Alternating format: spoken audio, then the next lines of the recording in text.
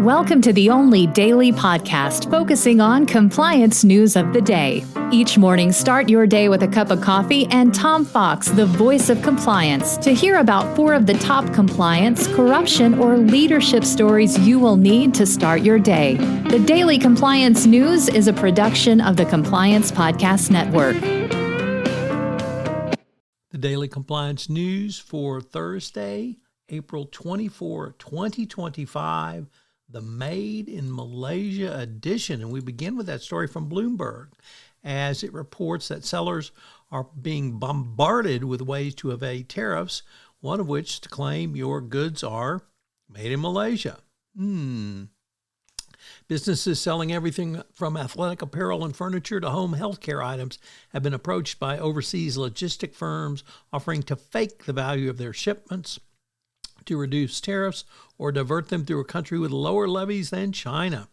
The offer typically arrived by social media. We can provide a solution to help you save costs. Unscrupulous logistic firms have long offered tariff-busting services, but these offers have increased, and now they're illegal. Next up, from the Wall Street Journal, the law firm of Sullivan and Cromwell is beefing up its practice that defends corporations against shareholder activists. The New York-based firm is set to hire 2 top activism defense lawyers from Vincent & Elkins.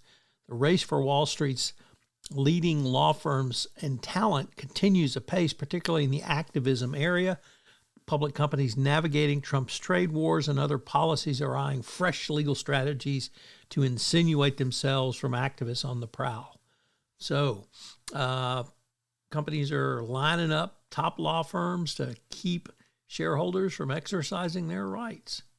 Next up, from Reuters, a U.S. judge has confirmed that the bid by contrarian funds affiliate Red Tree Investments of $3.7 billion for CITGO will be the opening bid for the company.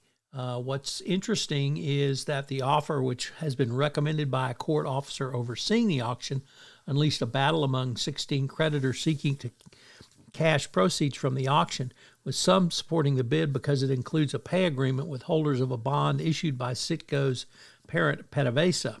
Others said it was too low.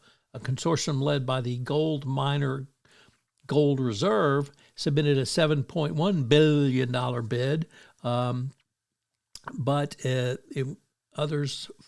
filed objections to Red Tree's bid, which was overruled by the U.S. District Court.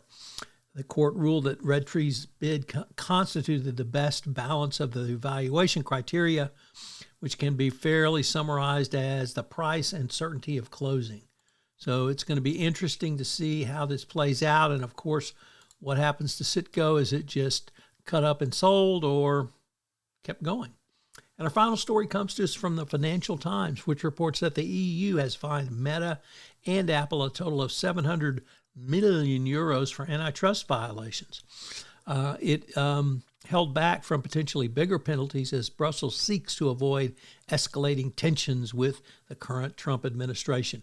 On Wednesday's regulator fined iPhone maker $500 million and ordered it to revise its App Store's rules within 2 months following an investigation into whether Apple's rules prevented app developers from sending customers outside of its platform. Meta was similarly slapped with a little bit smaller fine. So the EU bites down. The Daily Compliance News is a production of the Compliance Podcast Network and a proud member of C-Suite Radio. Thanks so much for listening. I hope you'll join me again tomorrow.